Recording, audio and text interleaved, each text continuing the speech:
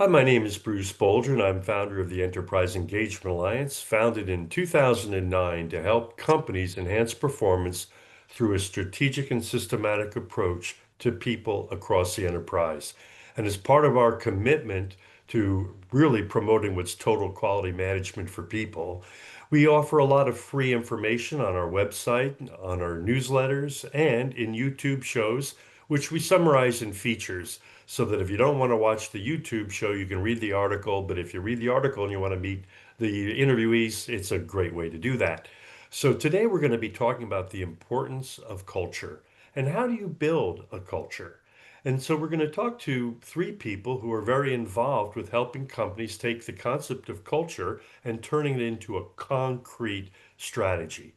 And we have to discuss this Dr. Paul White, who's founder and CEO of Appreciation at Work, who has created a system used for decades now that help companies bake appreciation into their cultures. And we're going to discuss what that means and how to do it with two other people who are committed to the same process. These are professional facilitators and trainers in other areas of management who have incorporated the Appreciation at Work framework into their own training. And that's Caroline Racon. She's French Canadian, so for you French Canadians, say Caroline Rochon. And she's facilitator and trainer and speaker, and also works with Dr. Paul White. And Dr. William Attaway, he's an executive coach, speaker, and a podcast host of a very popular podcast, I'm told. And he also works with the system of Dr. Paul White with his clients.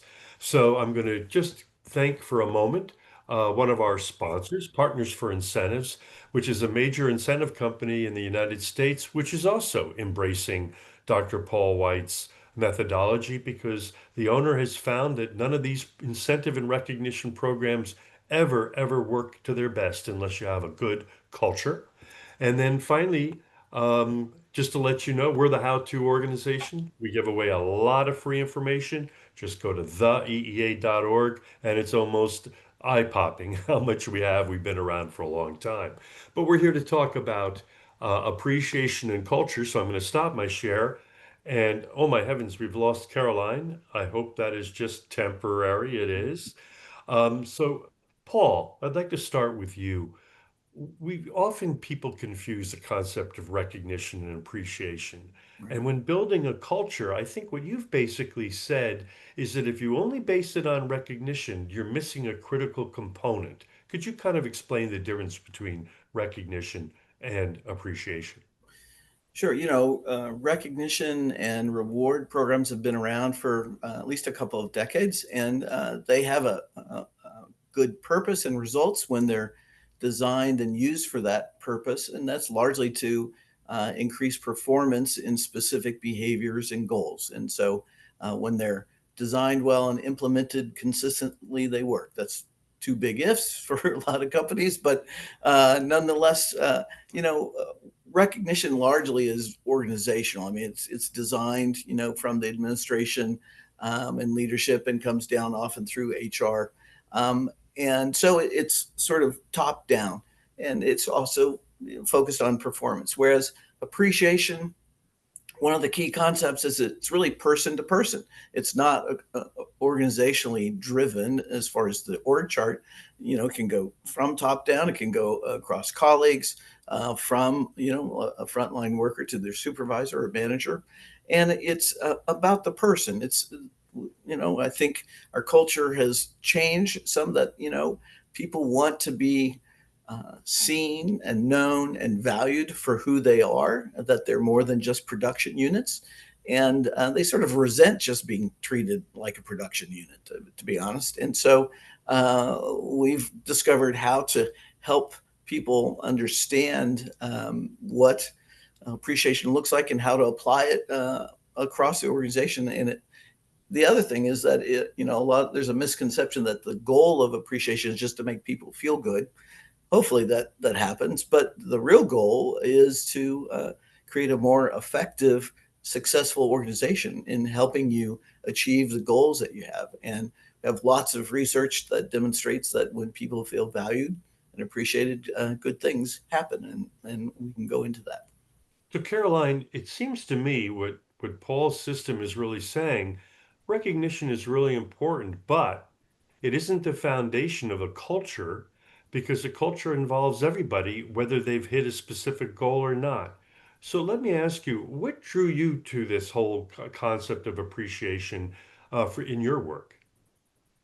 For me, I think, when I was looking for a modality that would work into, my training sessions and with clients, one of the key things that I found was that some organizations lacked the heart-centered, human-centered approach, not by ill intent, but I think from lack of awareness and lack of skills. And so, I'm a very more fuzzy person, feeling person. What I was drawn about Dr. White's work is actually all the research and the data that was backing what kind of intuitively I would know, but he has all that logic-based information that could support what I wanted to create within the organization. And everything was so amazing and easy to use. And right away we see a response from not only the individual participants, but the team and the organization. So I've been a trainer since 2013 of appreciation at work, and I've seen it done wonders in organization. So, William, it would seem to me that it sounds like a warm and fuzzy Hmm. appreciation, but actually, it really takes a system, doesn't it? Give me an idea of to what drew you to the appreciation at work system. When I heard Dr. White speak about this, the thing that I was drawn to, like what Caroline said, is the data. This is a significant data set, some 450,000 people who have taken this assessment. That is a massive data set. And you're able to pull from that information that is supported by the research, but that is making a dramatic difference. I've said for a long time, people do not want to be treated like a cog in a machine. They want to be treated like an actual 3D human being, right? Well, understanding how to communicate with them according to how they are wired, how they feel appreciation, how they receive it best, I believe is a key part of that. We're talking about culture today. Well, culture is systems, right? You build a culture either intentionally and protect it at all costs, or you have a culture that you built accidentally that you didn't mean to have, but you have a culture. I had a guest on the podcast not long ago. He said culture is what happens down the hall. It's not just the words on the wall. I love that. I'm not going to forget that. But that's systems. And the thing I love about the appreciation at work system is that it is a very systematic way of putting into a company or organization's culture, how do we treat people as actual 3D human beings? How do we communicate with them in a way that they receive best? You do that systematically and intentionally, you are going to see a difference on the bottom line. So, Paul, this obviously leads to explaining more about what William's talking about in that this inventory, it turns out that people don't all want to be appreciated the same way. And at the heart of baking appreciation into an organization is understanding how each person wants to be appreciated. So, Paul, why don't you explain a little bit how you came about that and the five languages of appreciation? Yeah. So, yeah, when we hear the word appreciation in our culture, largely we think about words, saying thanks or giving compliments. And our research has shown that over 50% of employees prefer to be shown appreciation in ways other than words. So if you only use words sort of from the get-go, you're missing half of your team members. And it started with there's a well-known book, The Five Love Languages by Dr. Gary Chapman. And I've read it. I've read a few times. So I'm sort of a slow learner on these kind of things. But it's for personal relationships and marriage. And I was reading it. I was working with a family business, and uh, I asked the dad how things were going, and he said it's going well. I think my son's stepping up. It's going to work as far as business succession. I walked across the hall, asked the son the same thing, and he said, "This is a disaster. It's never going to work. I can't ever please my dad." And so they were missing each other.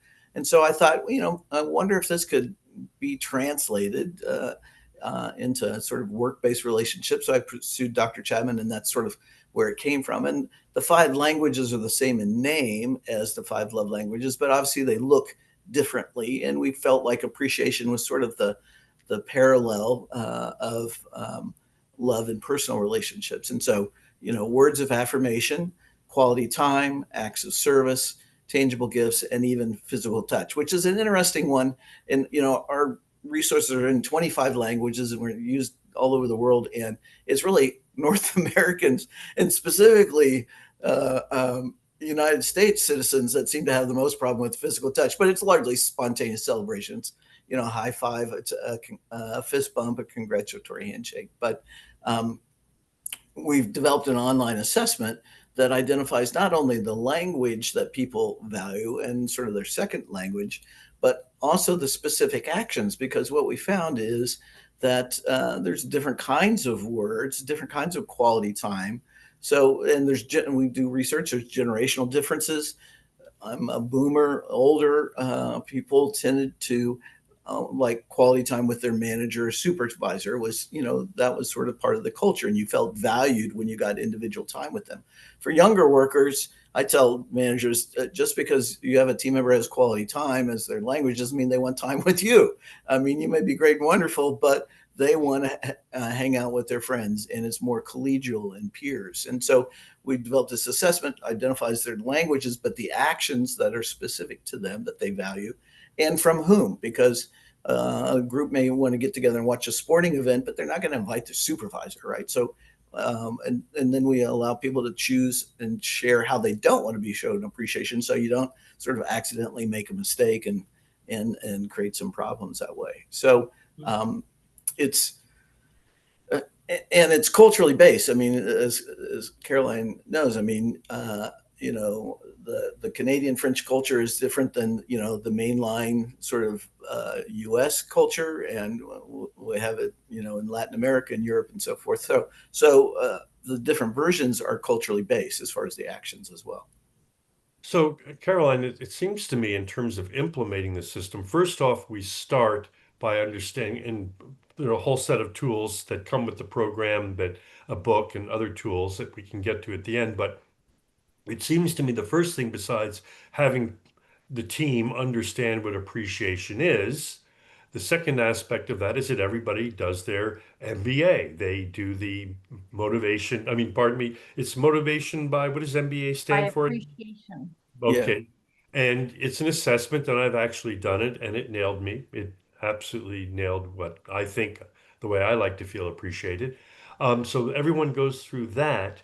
And then, Caroline, it's really about using that information on an ongoing basis, not necessarily to say, hey, thanks for increasing your sales 10%. It just might be appreciation for helping me out on a task, staying late. Tell us a little bit more how we bake this. Okay, I now know how you like to be appreciated. How do I get my team to understand how to use that knowledge? Well, and I think we want to reiterate that it's not something that you demand that people do for you, right? Right. It's about letting your colleagues and your boss and other people you work with is, if you feel like showing appreciation to me, right, this is what will hit the mark, so that you're not spending money, energy, wasting your breath doing something that won't, if you tell me, I'm good and you appreciate me and I'm not words of affirmation, I'm just going to roll my eyes, right? So you're wasting your time. So basically, we want to make sure that this is not a you have to do, but if you want to show appreciation, this is what works for me. But it's like recognition programs will highlight some achievements or some milestones, but creating that culture of appreciation is really about honoring and valuing the person at its core as a human being, right? Is recognizing, doesn't matter how he's doing in his work, but it's also valuing him for him as a person, showing up, right, and being on time or being there, but also when they're being supportive. But I think the culture is about developing micro moments within someone's day where you can just do a little something that will just create that little spark where their, appreciation tank kind of fills up. And then when your appreciation tank fills up, then you want to do more, give more, and be more loyal and be more engaged. And so I think for me, the way I word it is creating those micro moments during a day or during a week to honor everybody on your team. So, William, obviously, this is an ongoing process. This isn't Mm. something you bring in a coach and then off you go. We'll delve Right. in a little bit more about that. But I have actually seen, this was a while ago, I think it was before COVID, but I was in an office that actually used Paul's system, and they had the way that they wanted to be appreciated on their cards, on their cubicle. So you could actually walk over and see Bruce, does not want to be put up on a stage or whatever. I mean, it's positive, but would say the way that Bruce wants to be appreciated. So, how do we make this, and what is your role as a facilitator um, to make this happen? And then, Paul, when I get to you, I want to talk about a big company versus a team. So, William, from your experience working with a team, how would you recommend making this part of a system and not just a little bright, shiny object that, goes away? That's a great question because I think anybody who's worked in a corporate or team setting knows, oh, this is just flavor of the month. Okay, we'll do this, and the next month we'll have something else, and the next month something else. That's not what this system is. By communicating and increasing awareness at the beginning, you're helping everybody to learn, oh, okay, this is how I'm wired. This is how you're wired.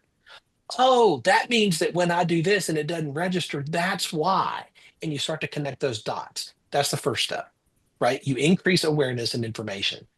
The next step is now helping equip the managers and the leaders of the teams to say, hey, you want to treat your team members like actual 3D human beings?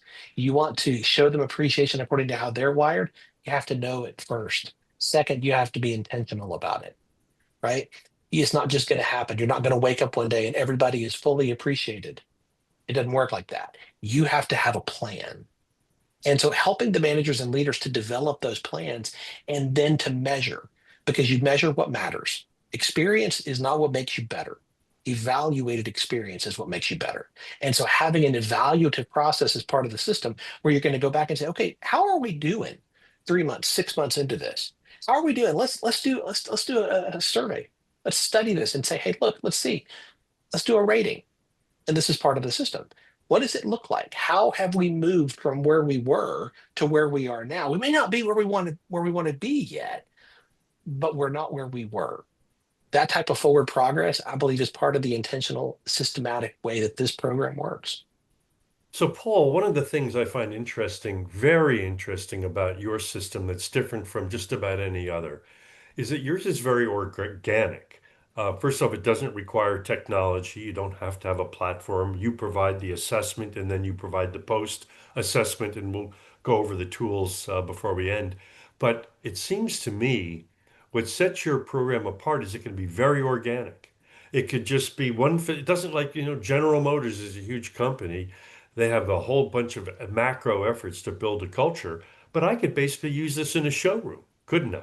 This Right. is, in other words, this doesn't require a central control. So, Paul, how many people can a facilitator like William or Caroline manage? If I were, roughly how many people can one facilitator, implement the process with? Yeah, and let me give sort of a step by step, because what happens is, I mean, we have a few organizations that are doing it the whole thing. I mean, PepsiCo, and Nationwide Insurance and some others. But often we're brought in by a leader somewhat in the middle, or somewhere down. And we start there and we start with that team. And really, the first process is for either through the book or, for me to give an overview presentation of what appreciation is, how it differs from recognition, and to the leaders of some section.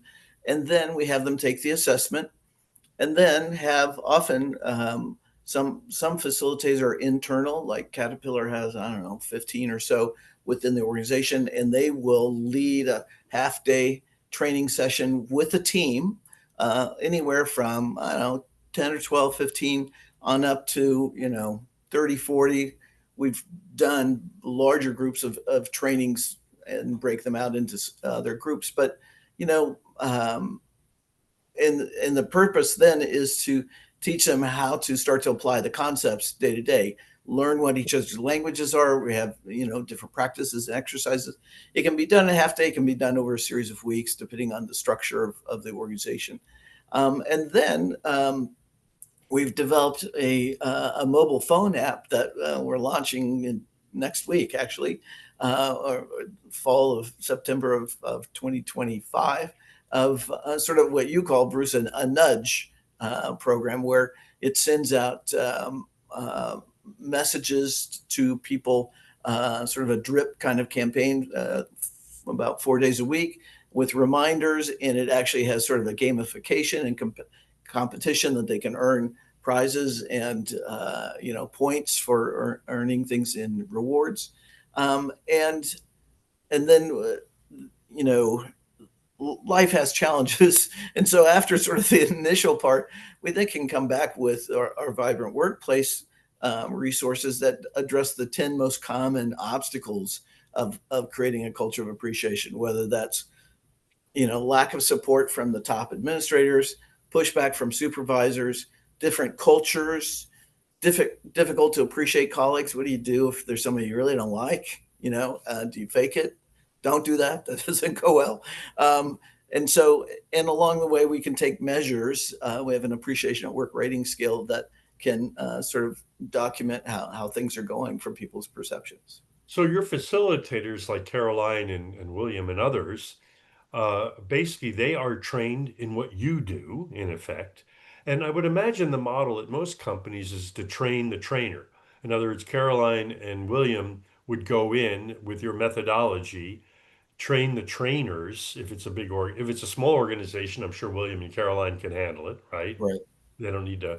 But if it's a big organization, they would be training the trainers and then regrouping with them, I would imagine, on an ongoing basis to make sure that the system is working. Caroline, is that how you see it? Oh, absolutely. There's so many different ways. Like, I'm all about creativity, right? Finding a solution that's win-win for everybody. Sometimes I'll get called in to be a keynote speaker for like a financial institution, right? And so there's thousands of people. They get kind of initiated to the concept, have me stay a few days extra so I can meet with all the managers of the different branches and train them so that they can start implementing it at a smaller scale and their own banks and all those things. So, I've gone from groups of 5 to groups of thousands, right? And so basically and that's always been a big thing. And I think Dr. White always supported us with creating tools that are readily available to use, right? It's not pie in the sky. It's really tangible things you can do right from the get-go that people really buy into. It's not complicated, very user friendly. It's again, it's so easy. It makes it scratch your head why we're not using it more, because it is that easy to use and to implement and to, again, it just takes, I think William was talking about intentionality, right? As long as you have that intention, I always say we're not looking for perfection. We're just looking for progression, and the tools that we have allow us to do those things. So, William, in your practice, what drew you to this concept in your practice? What made you decide to offer this?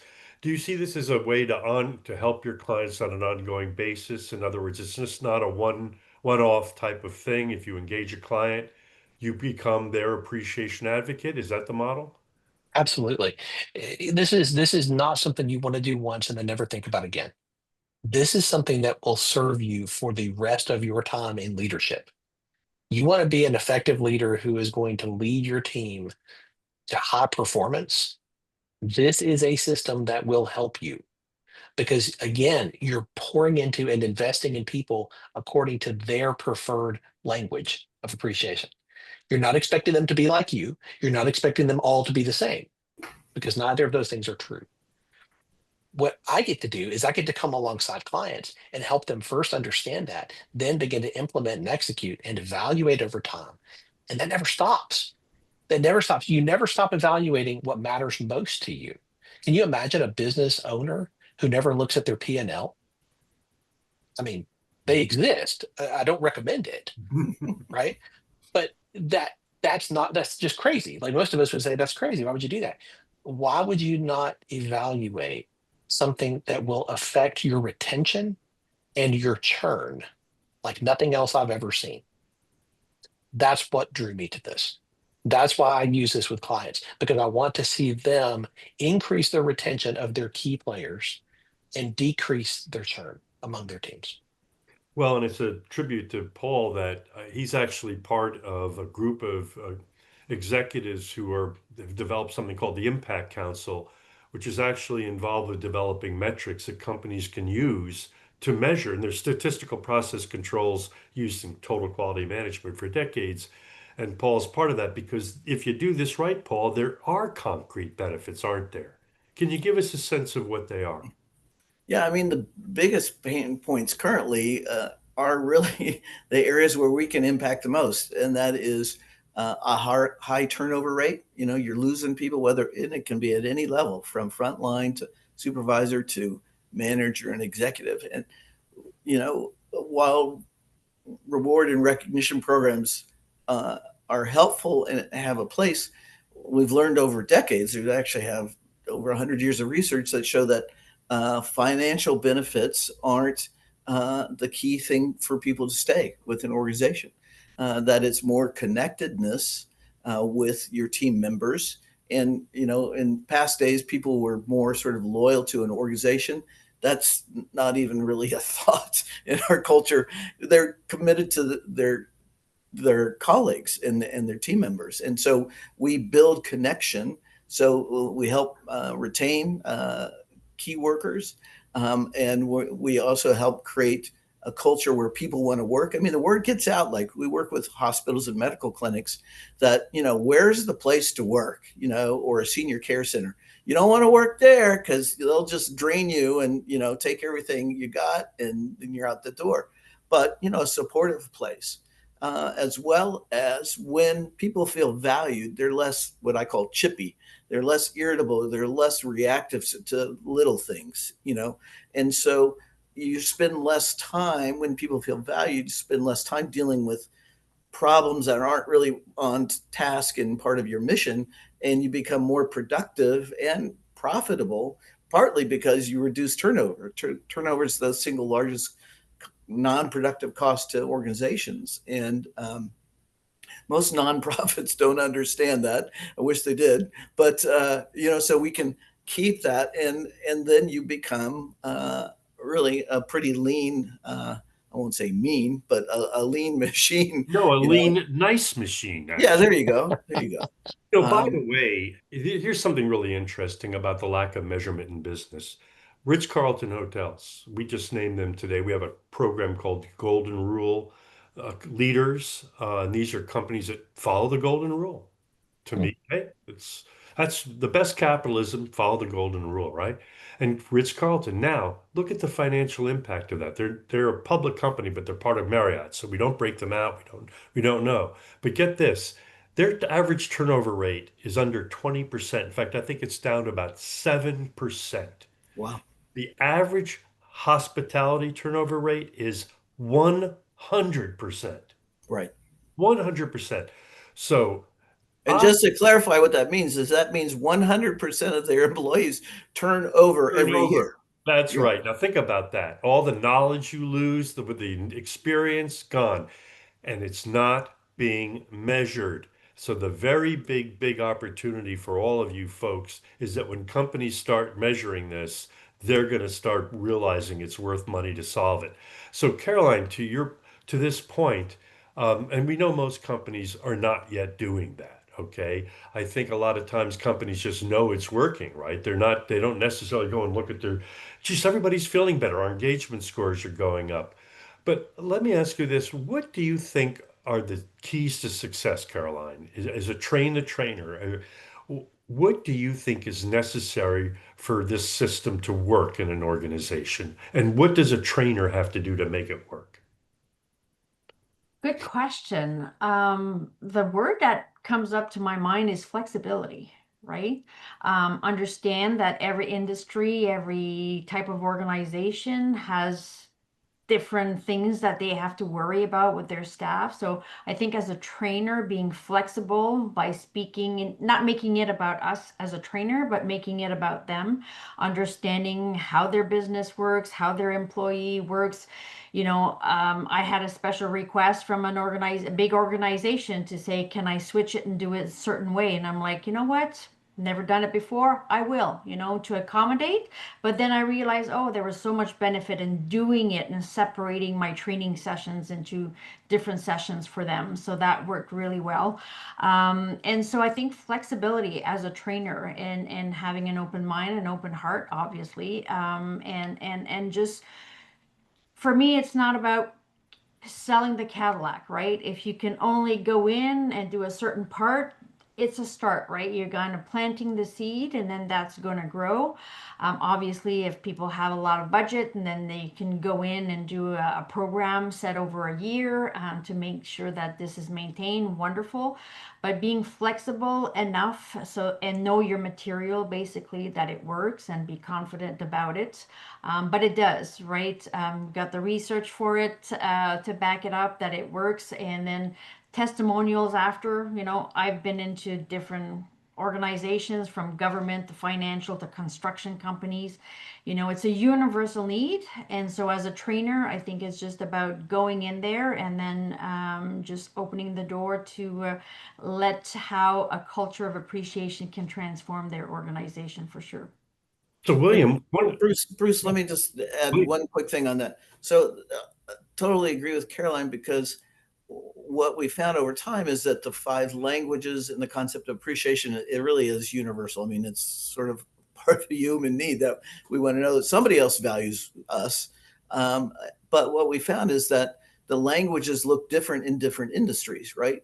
Partly because of the structure of the work. So we've created assessments for the medical field, for government, for construction, for veterinarians, for senior care centers, because the actions look different, right? And what's appropriate. So, and also cross culturally. I mean, in China, it's different. In Singapore, in Germany and France than it is the U.S. And so, being able to take the core principles, but being flexible and developing really what's applicable and relevant to that setting. So, William, one of the things that I find intriguing about the system is it's really pretty inexpensive compared. A recognition program can cost a boatload of four to $500 a person easily. And what I like about this system is that really the biggest cost is the time of the facilitators, right? So your business model, right, I would imagine is, an hourly rate that you negotiate with the client, and then you train the people within the organization. If there's only you, maybe you would handle it, but if it's a bigger organization, you then train the trainers. And so a lot of the ongoing training isn't done by you, right? It's done by the trainers that you've trained. So the cost to the company is probably doesn't have to be that much per month, right? It doesn't, and I think it starts with where they are. There's this idea, and since I'm afraid, and that we should be doing this, we should be doing this. According to who? Start where you are, not where you think you should be, or somebody else thinks you should be. And because this is so cost effective, it's so affordable, companies can jump into this and begin now with a process that's going to lead to the culture they want 6 months, a year, 5 years from now. The old proverb, when's the best time to plant the tree? 20 years ago. When's the second best time to plant the tree? It's today, right? What's the culture you want? If you don't have the culture you want, you get to change it. You're a leader, right? You have what you tolerate, you have what you allow. If you don't like what you have, change what you allow. What this is a systematic way to do that in a way that is affordable for companies, no matter the size. I've done this with small teams and I've done it with large companies. This works. This is not something that's going to break the bank, but it is going to make a difference long term if you're intentional with it. So, Paul, what are the tools that you provide to prepare, the Carolines and the Williams of the world? So probably the main thing that relates to facilitators and trainers is an online train the trainer course, which we have a number of years ago. I created an appreciation at work implementation kit with a set of instructional videos, 10 to 12 minutes long. And then a facilitator's guide that if anybody's, I mean, it, it's just step by step, and questions you can ask and activities you do. We have handouts that go with it. We have follow-up emails you can use. And then we built a train the trainer online course that takes about 90 minutes to go through. And then you have this resource that you can use with multiple groups. And part of that is for some people, they use our book, The 5 Languages of Appreciation in the Workplace. It's very practical and goes through both sort of the research, but the need, the challenges, what each language looks like. And it's in audio and ebook, but not everybody reads that. Sometimes managers do.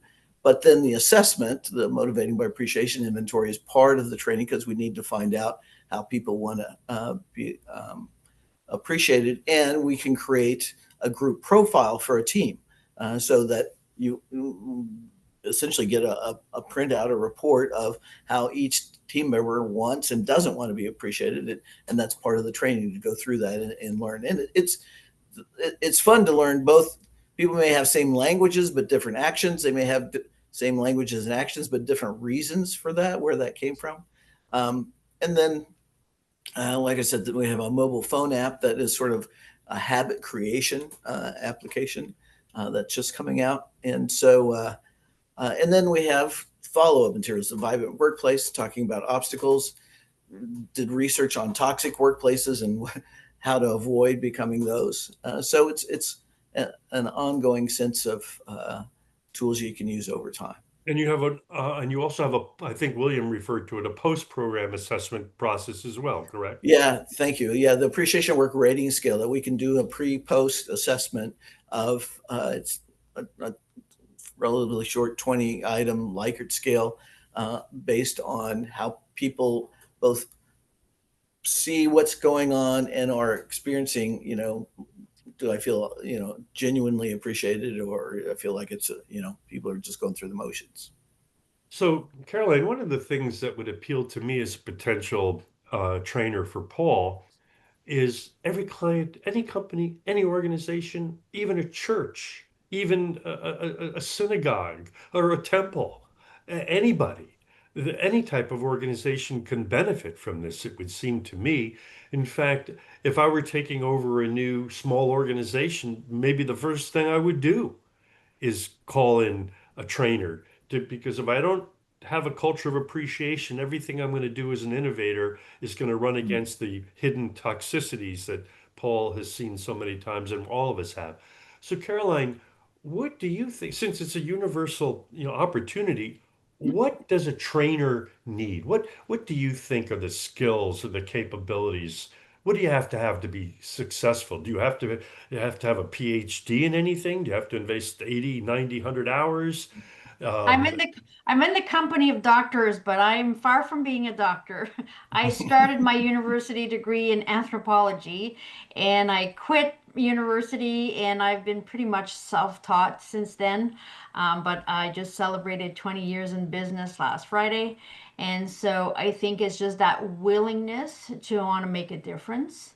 And there's enough work out there for everybody because, like you said, Bruce, there's every organization, whether it's profit, nonprofit, needs this type of work. We can see it with the uncertainty that this world is creating right now with the wars and the economy. More than ever, people are at their, vulnerability and anxiety. And so one of the very fast way to make sure that every human being in an organization feels seen and valued is appreciation. So as a trainer, I think you just, Dr. White has it all for you. Like the box is there, you can do it, it's easy. And then you just bring in your own colors if you want, your own personality. Probably William and my training look different than the one from Dr. White as well. We all have our own personality and flavor, I like to say. So basically you just bring yourself and that willingness to learn, and the investment is your time, and it doesn't cost that much to get trained.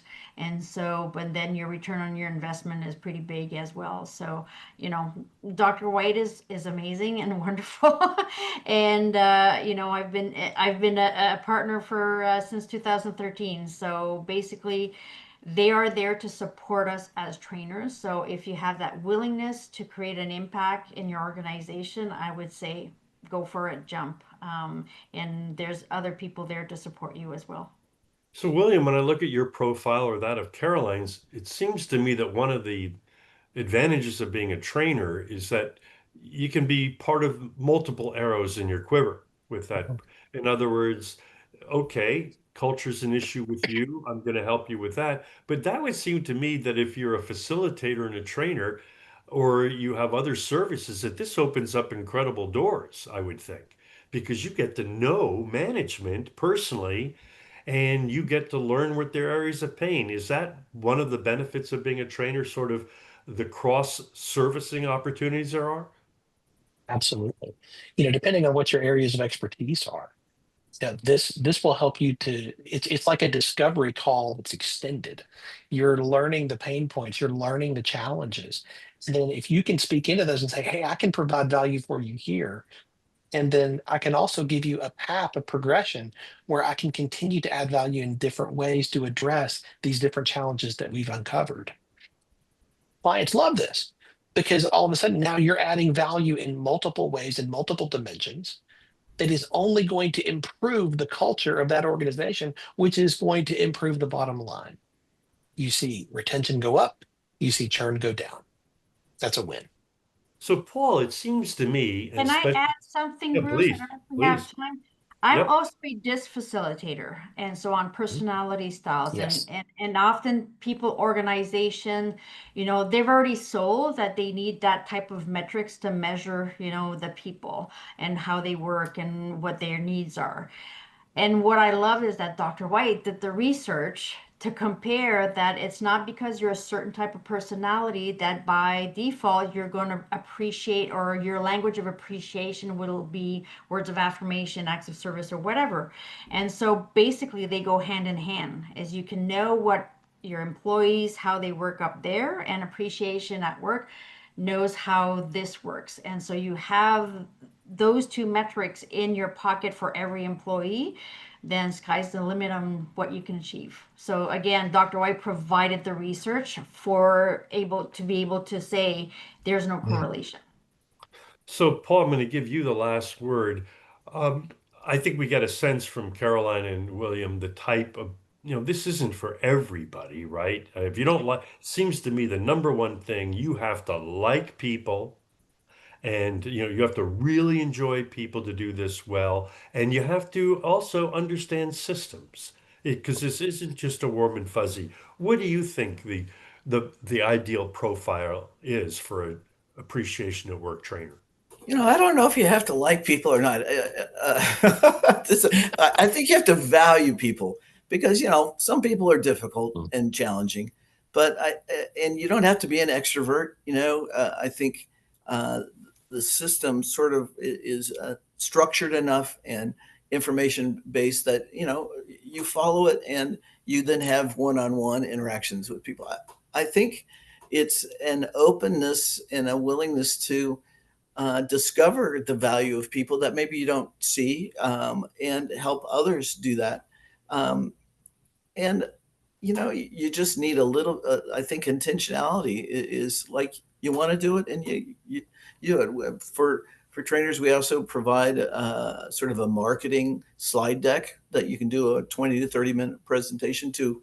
I don't know, a Rotary Association, or or even leaders of a business, and sort of throw it out there that, hey, you know, I have this as part of the tool. But um, it's I enjoy it so much. It's just a lot of fun, and I think curiosity is probably a good characteristic to want to understand. Okay, how does this business run? When do they get together? When would quality time work, or what Yeah. kinds of words? You know, so a curiosity and understanding how they work, and a little bit of creative problem solving mixed in there, and it goes well. So anyway, I think to summarize then, what we've learned about today is a system to enhance your culture by building in a culture of appreciation that isn't just based on performance, it's based on valuing the people that I work with and focusing on how do I express that and then turning it into a system. Don't just let it be ad hoc. You have to keep it going. It has to keep going, and that means you have to train management in it. And so obviously you need a Caroline or a William to help you keep that going. It might be not be 100 hours a year, it might be far less, but you need somebody there to help you keep it going. And the big opportunity of being a trainer or a facilitator for Paul is that it gets you deeply into the company. It gets you to learn their culture, gets you to learn their people, and helps you, if you're a service provider or a solution provider, find other ways to help. Sounds like a pretty winning recipe to me, and I think that's why you've been around since when did you start this company, Paul? About 2010. 2010. And since then, he has sold 500,000 books. And he kind of mentioned you don't have to buy the book. But folks, anybody who knows, when you hear a best-selling book, you gotta sometimes, yeah, really? No, this one really is a best-selling book. And it's in how many languages? I think 25? 25, yeah. 25 languages. So, Paul, William, Caroline, thank you so much for your time today. This show will be featured also in our website and newsletter and library on appreciation, and we'll start marketing it next week so folks can watch it on YouTube as well. So, thanks again. Thank you. Thank you. Thank you.